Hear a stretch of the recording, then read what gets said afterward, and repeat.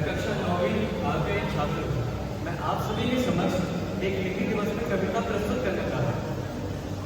हिंदी एक अभिलाषा है, हिंदी मन की आशा है, मन की अभिव्यक्ति की सबसे सरल यह भाषा है। शायद मन की अभिव्यक्ति की सबसे सरल यह भाषा है। हम प्रतिवर्ष 14 सितंबर को हिंदी दिवस मनाते हैं, पर एक बात समझ नहीं आती है, हम क्यों यह दिवस मनाते हैं। शायद इस आधुनिक युग में हिंदी की चीज़ कुछ धुंधली है। बच्चे हिंदी क्यों ना बोले, इसलिए शायद यह जरूरी है। हिंदी माध्यम से ज़्यादा अंग्रेजी माध्यम की मर्यादा, हिंदी जो बोलेगा वो अंग्रेजी स्मार्ट कहलाती है। बच्चा जब इंग्लिश में बात करे माँ बाप बड़े खुश होते हैं, हिंदी में बात करने अगर वो तो टीचर भी डांट लगाती है। अंग्रेजी मिली अंग्रेजों से, हिंदी तो हिंदुस्तानी है, हमारी ये मातृभाषा, हम क्यों ये भूल जाते हैं। वैसे तो पूरे भारत में कई भाषाओं का मेल है, पर जो हमको जोड़े प्यार से वो हिंदी भाषा का मेल है। धन्यवाद। हर घर में बोली जाती है हिंदी, भारत की भाषा कहलाती है हिंदी। यदि तुमने हिंदी को सिर्फ भाषा नहीं माना, फिर तुमने हिंदी को क्या है पहचाना। संस्कृत है हिंदी की जननी, संस्कृत है हिंदी की जननी, भारत की हर चीज है ऐसे जनक। दोहा सरोठा रस अलंकार है इसके श्रृंगार, भारत के मस्तक पर मुकुट सजाती हिंदी। यदि तुमने हिंदी को सिर्फ भाषा नहीं माना, फिर तुमने हिंदी को क्या है पहचाना। विदेश में सुनते हो जैसी बोली, लगती है जैसे ममता की बोली, जैसे माँ सुनाती है मीठी बोली कि बोलते हो उसको बोलने को सर मिल रहा।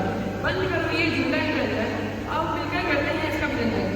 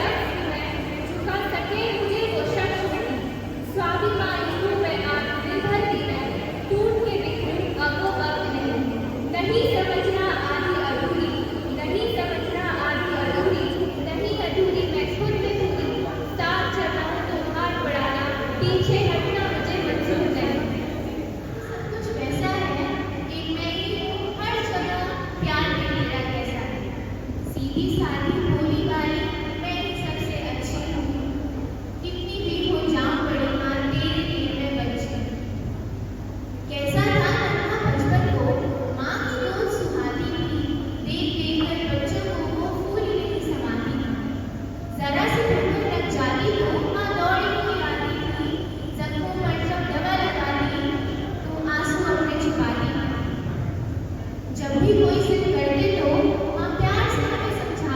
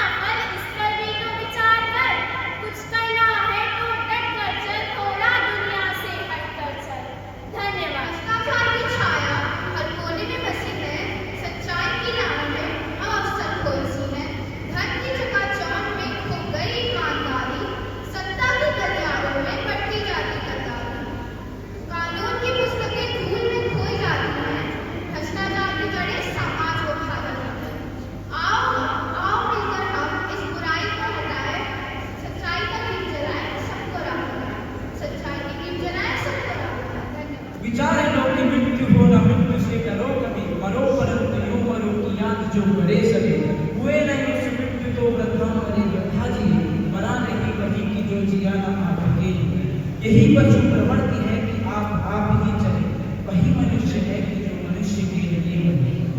उसी उदार की कथा सरस्वती बखान थी, उसी उदार की कथा भगवान थी, उसी उदार की तथा सजीव की कुछ थी, तथा उसी उदार की समस्त सृष्टि कुछ थी।